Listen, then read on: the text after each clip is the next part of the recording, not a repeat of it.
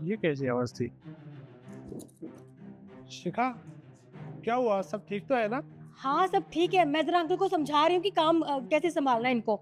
अच्छा ठीक है, तुम समझा लो। ठीक। और कुछ गड़बड़ नहीं होनी चाहिए, हाँ? आप काम अच्छे से करना।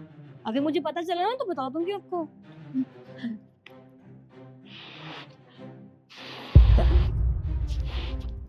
बाकी हम जल्दी आ जाएँगे तो देख लेंगे फिर, ठीक है?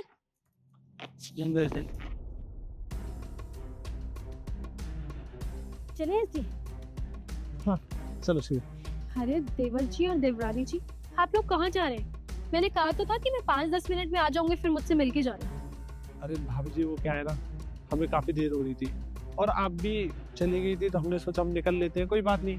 अरे हमारे घर में इतनी बड़ी खुशखबरी आने वाली है और हम बिना मुंह मीठा किए अब घर से बाहर भेज दो, ऐसा तो बिल्कुल नहीं हो सकता। तो दही चीनी खा के तो तुम्हें जाना ही पड़ेगा। तो चलो।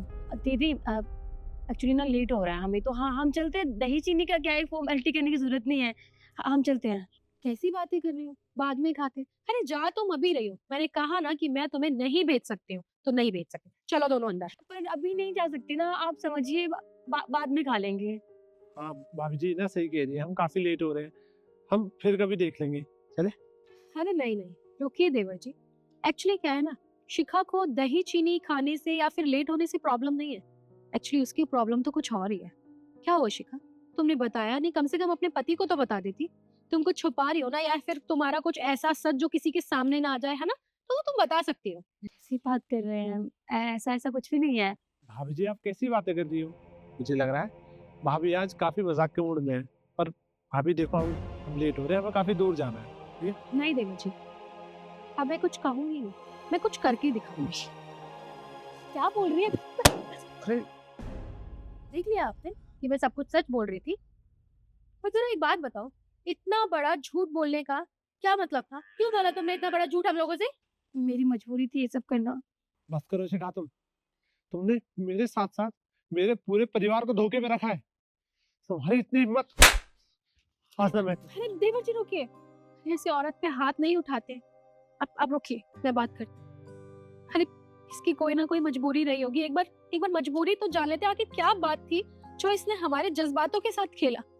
तुम बता सकते हो एक बार कि तुमने इतना बड़ा झूठ हमसे क्यों बोला? क्या वजह थी?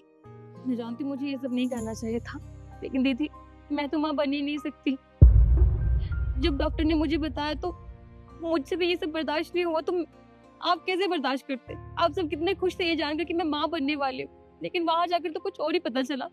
इसलिए मैंने सोचा कि मैं कुछ दिन ड्रामा कर लूंगी और बाद में आप सबको बता दूंगी, लेकिन इस तरह से बात सामने आएगी मुझे ये नहीं पता था। मैं जानती हूँ मैं तुम्हारी गुनहगार हूँ केशव, प्लीज माफ कर दो। मैं तुम्हारा दिल नहीं दुखाना चाहती थी सच में, बस मेरी मजबूरी थी। मेरी मजबूरी को समझिए, मुझे और कोई चारा दिखाई नहीं। शिखा देखो, अगर ऐसी कोई बात थी तो तुम हमें बता सकती थी। हम तुम्हारा परिवार है, और रही बच्चे की बात, में कोई ना कोई रास्ता निकाल लेता। हम हम बच्चा गोद में ले सकते हैं, और मम्मी पापा से मैं बात कर लेता। पर तुम्हें ना ऐसा नहीं करना चाहिए था। मैं जानती हूँ, पर मैं बहुत डर गई थी, सॉरी। कोई बात नहीं, अब तुम्हें डरने की कोई जरूरत नहीं है। अरे कम से कम हमें बता तो दिया होता। तुम्हारा सच अगर हमारे सामने ऐसा आया तो सोचा तुमने हमें कितना बुरा लगा होगा। अरे तुम खुद से बताती तो हम कुछ सोल्यूशन ढूंढते। पर जो हुआ सो हुआ। अब तुम लोग अंदर चलो, अभी फिलहाल हम लोग कहीं नहीं जा रहे हैं। रही बात फैमिली की, तो हम बात करेंगे फैमिली से।